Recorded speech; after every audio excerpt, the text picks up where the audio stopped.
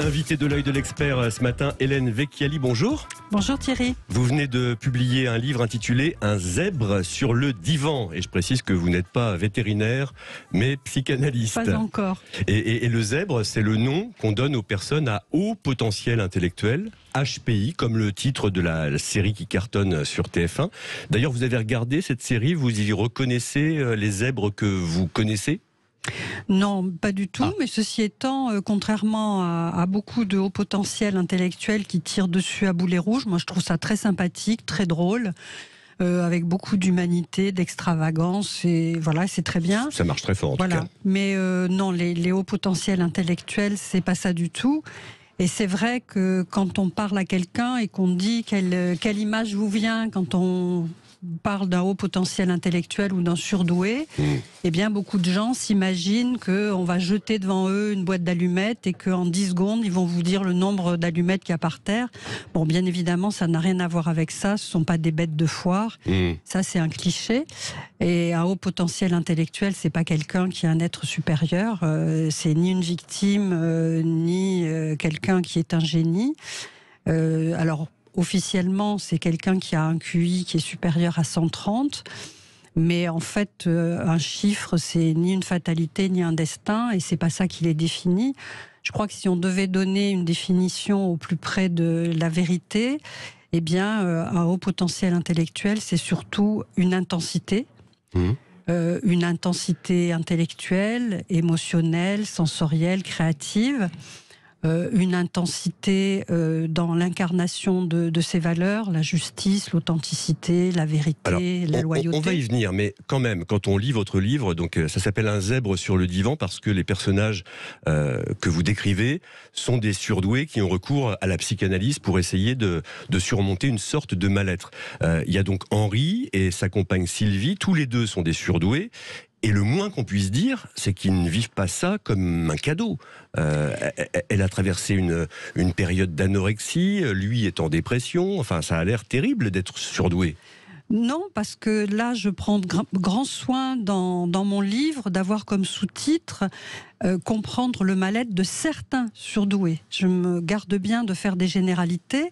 J'explique que pour moi, la haute potentialité intellectuelle, c'est un cadeau, mais que lorsque certains ont une enfance difficile, là, le cadeau devient paradoxal, c'est-à-dire qu'à la fois, ça les sauve de cette enfance difficile, mais en même temps, ça décuple toutes leurs émotions négatives, qui sont, comme je disais tout à l'heure, très intenses.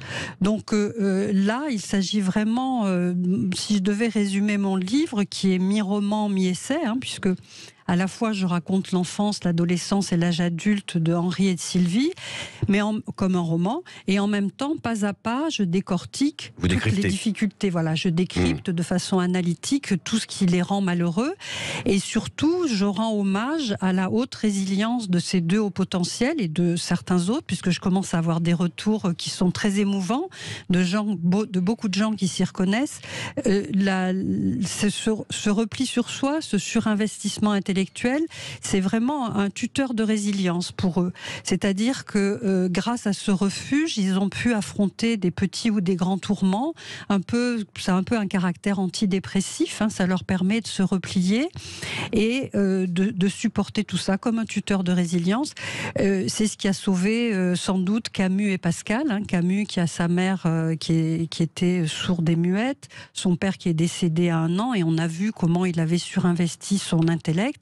Quant à Pascal, sa mère est morte quand il avait 3 ans, et on voit bien que il a eu une passion pour les maths, et cette surdouance lui a permis à 11 ans de commencer à trouver, à démontrer quelques propositions d'Euclide. Donc ce surinvestissement intellectuel leur permet une espèce d'auto-réparation, un peu comme j'utilise la métaphore du kintsugi, qui est l'art traditionnel japonais qui permet, quand on répare des objets de valeur, eh bien au Japon, à cette époque-là, on recollait ces porcelaines précieuses ou ces vases précieux avec de la colle teintée de laque d'or, ce qui permettait de magnifier les blessures, de magnifier les brisures. Et alors, on se répare avec l'aide d'un psychanalyste, mais vous dites qu'il faut un psychanalyste qui est lui-même HPI. Vous appelez ça un zébrologue. Mais ça se trouve où, un zébrologue ? On le sait, dans la communauté des HPI, on se passe les adresses et les noms, parce que effectivement, il y a une différence entre les hauts potentiels intellectuels et ce qu'on appelle les neurotypiques, c'est-à-dire qu'il y a des particularités, ce que j'expliquais tout à l'heure, et en particulier, je parlais de ces intensités émotionnelles, etc., mais je parle également de l'intensité dans la conscience aiguë des questions existentielles, c'est-à-dire que les hauts potentiels intellectuels affrontent de face la mort, la solitude, la maladie. Y compris très très jeune, on voit votre personnage Henri qui, tout petit, se dit mais c'est terrible, on va mourir, donc à quoi sert tout ça ? Alors il y a une différence entre Henri et Sylvie, sa compagne, dans le livre, c'est que lui a été détecté tardivement. Elle a été détectée beaucoup plus jeune et ça l'a aidé d'une certaine manière. Alors pour nos auditeurs qui ont des enfants et qui les soupçonnent d'être surdoués ou HPI, qu'est-ce que vous conseillez ? Je pense qu'effectivement, c'est important de repérer cette haute potentialité très tôt, principalement avant l'adolescence, parce qu'au moment de l'adolescence, les jeunes enfants, les jeunes hommes et les jeunes femmes refusent absolument d'être étiquetés. Donc il faut le faire avant, parce que sinon après, ils vont refuser de passer tous les tests. Donc c'est important. Et c'est quoi le signe qui doit alarmer, inquiéter Eh bien, c'est cette intensité, j'insiste là-dessus. C'est-à-dire, c'est des enfants hypersensibles. Qui très tôt vont être beaucoup empathiques, qui très tôt vont vouloir avoir des liens, surtout avec des adultes, parce qu'ils résonnent fort, ils résonnent beaucoup, ils résonnent intensément. C'est des enfants qui sont très sensibles à l'angoisse de mort, qui ont vraiment une conscience aiguë de la solitude, de la maladie. Donc, c'est pas forcément la capacité à résoudre une équation de maths. Non, pas du tout. Et c'est quoi le ressort ? C'est le cerveau qui fonctionne plus vite ou qui fait fonctionner simultanément plusieurs parties ? Comment ça se passe ? C'est cette pensée, c'est ces enfants, ces adolescents et ces adultes qui ont une pensée, qui pensent par eux-mêmes, qui ont une intensité de pensée, mais par eux-mêmes. C'est-à-dire qu'ils sortent des sentiers battus, qui se mettent pas dans le moule des dictates, des consensus, des récits collectifs. Ils pensent par eux-mêmes, ils sont très disruptifs. Et cette pensée, elle n'est pas analogique, elle n'est pas linéaire, pardon, elle est analogique. C'est-à-dire une pensée entraîne mille autres pensées, et ce feu d'artifice de pensée, en plus, est en 3D. Donc c'est vraiment ce constant mouvement dans le cerveau qui les caractérise aussi. Et ça, on le voit à travers des IRM, par exemple ? Oui. On voit effectivement dans les IRM, on voit que tous les hémisphères se mobilisent en même temps. Et donc, pour répondre à votre question, pour ces enfants, on voit tout de suite qu'il y a une puissance de réflexion, une puissance de remise en cause de tout.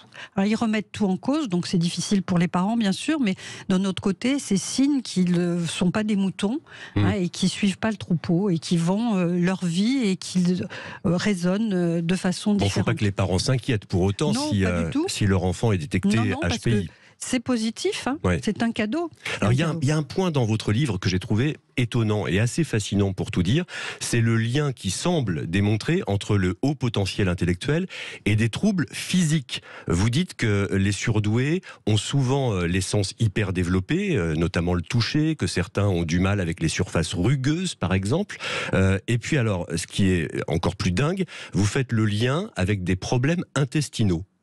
Oui, effectivement, dans mon livre, j'ai interviewé Denis Richer, qui est un micronutritionniste spécialisé des intestins, et qui explique que, effectivement, cette haute potentialité intellectuelle entraîne des problèmes intestinaux, des problèmes de... Mais comment ça s'explique ? Eh bien, lui, il a des explications que je ne pourrais pas vous donner, parce que je ne suis pas micronutritionniste, mais il explique ça, et il explique en plus, et c'est pour ça que je l'ai interviewé par rapport à mes deux personnages, et en particulier par rapport à Sylvie, et il explique que quand une maman est enceinte et qu'elle est déprimée, ce qui est le cas de la maman de Sylvie, qui veut pas ce 3e enfant et donc qui est dans une grosse déprime pendant sa grossesse. Il explique que les enfants vont avoir des problèmes intestinaux bien plus importants que les autres. Donc cette pauvre Sylvie, qui heureusement s'en sort très bien à la fin, se retrouve avec double problématique, c'est-à-dire haut potentiel intellectuel, donc des intestins très fragiles, et une maman qui a été déprimée pendant sa grossesse, donc des intestins doublement fragiles. Alors, ce qui ressort aussi des personnages de votre livre, Henri et Sylvie, ce haut potentiel intellectuel a des répercussions sur leur vie sociale et sur leur vie amoureuse.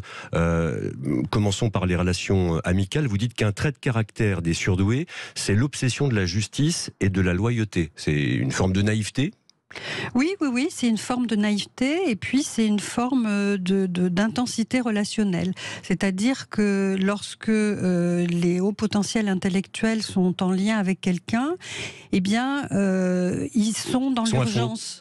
Ils sont à fond, c'est-à-dire qu'ils vont pas avoir des discussions sur les cheveux poussent, la pluie mouille, le soleil brille, mais c'est qu'est-ce que tu as dans les tripes, quels sont tes désirs, tes craintes. Enfin, ils vont tout de suite à l'os de la relation, à l'être, et pas du tout dans des choses superficielles, ce qui amène des problématiques, en particulier chez les femmes au potentiel intellectuel, parce que lorsqu'elles rencontrent des hommes neurotypiques et qu'elles vont tout de suite être dans une intensité du lien, ces hommes neurotypiques peuvent se méprendre et penser que c'est de la drague ou que c'est du flirt, alors que pas du tout. Elles ont envie de savoir qui est l'autre. Et là, il peut y avoir des décalages, et en particulier aussi dans le monde du travail, où elles sont perçues de façon particulière. Et ils sont déçus, du coup, des autres ? C'est pas tellement une déception, c'est un sentiment de grande solitude et d'isolement, parce qu'il y a un décalage.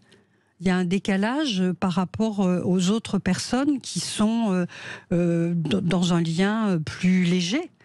Et or là, il y a cette volonté d'être dans un lien intense. Alors, ce qui est assez drôle d'ailleurs, c'est que vous parlez aussi d'une phobie qu'ont les surdoués, les HPI, pour les tics de langage qu'on entend tout le temps, les du coup, voilà, mine de rien. Ça leur est insupportable. Pas tous, mais pour beaucoup. Parce que cette intensité dont je parlais tout à l'heure, elle est aussi dans l'intensité du langage, c'est-à-dire aimer, trouver le juste mot. Il y a quelque chose de l'ordre du perfectionnisme dans la personnalité au potentiel intellectuel. Donc c'est trouver le bon mot au bon moment et non pas être dans toujours pareil, faire comme tout le monde dans le troupeau et mine de rien, voilà, lâcher prise et sortir de sa zone de confort. Enfin, toutes ces expressions qui sont trop banales et pas assez pointues pour désigner quelque chose de précis. En annexe du livre, vous interviewez Cédric Villani. Qu'est-ce qu'il vous a appris de sa propre surdouance ? Cédric Villani, je l'ai interviewé puisque je parlais de certains surdoués malheureux dans mon livre. Je voulais terminer avec un surdoué heureux et il m'a fait l'honneur d'accepter cette interview. Et dans cette interview, il s'est livré vraiment de façon très authentique, ce qui m'a beaucoup touchée. Il m'a montré combien cette surdouance était un cadeau. Quand on n'était pas malheureux, c'est un cadeau parce que ça lui permet de l'utiliser pour tout ce qu'il aime. C'est-à-dire qu'il aime les mathématiques, il devient médaille Field. Il aime la politique, il devient député de l'Essonne. Et il prend grand soin de préciser avec humilité que tout ça n'est pas arrivé tout seul et que ça lui a demandé beaucoup d'efforts. Bon, en résumé, être surdoué, c'est quand même plutôt un cadeau. Oui. Pour certains, ça peut générer un mal-être et il vaut mieux aller voir un zébrologue, comme vous dites. Voilà. Et merci beaucoup, Hélène Vecchiali. Le livre s'appelle Un zèbre sur le divan et c'est paru chez Albin Michel. Merci beaucoup.